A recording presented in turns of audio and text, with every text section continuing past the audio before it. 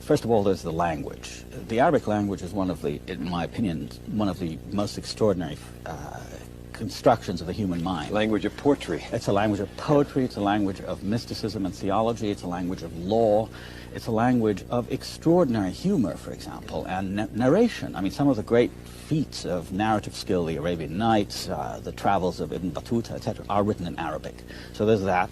It's also one of the great religions of the world, which is in Arabic. I mean, the Quran is the word of God in the Arabic language. For example, a great Syrian poet, Nizar Qabbani, is the most popular poet in the Arab world, read everywhere from Morocco right through to the Gulf. The language is that of all the Arabs. There's a lingua franca, which is amazingly alive, and a literature that goes along with it. There's a political culture, not of individual countries, but of Arabism, of the sense of a nation and of a people, which is tremendously important to every Arab, despite these divisions that are now plaguing our contemporary reality. And that is unknown in this country.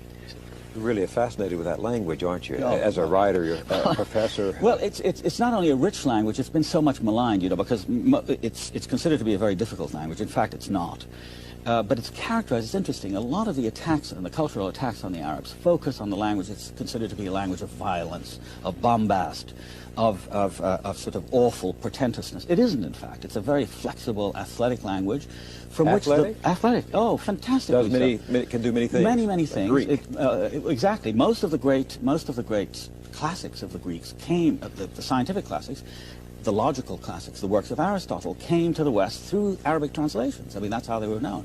So that sense of the language unites us, because it's a language of religion, it's a language of everyday life, it's a language of courtship, it's a language of society, and its possibilities are as many as the Arabs are many. Many of those great romantic, if not erotic, poems came out of that certain Arabic style and tradition. Yes, but not only that. I mean, that has a certain kind of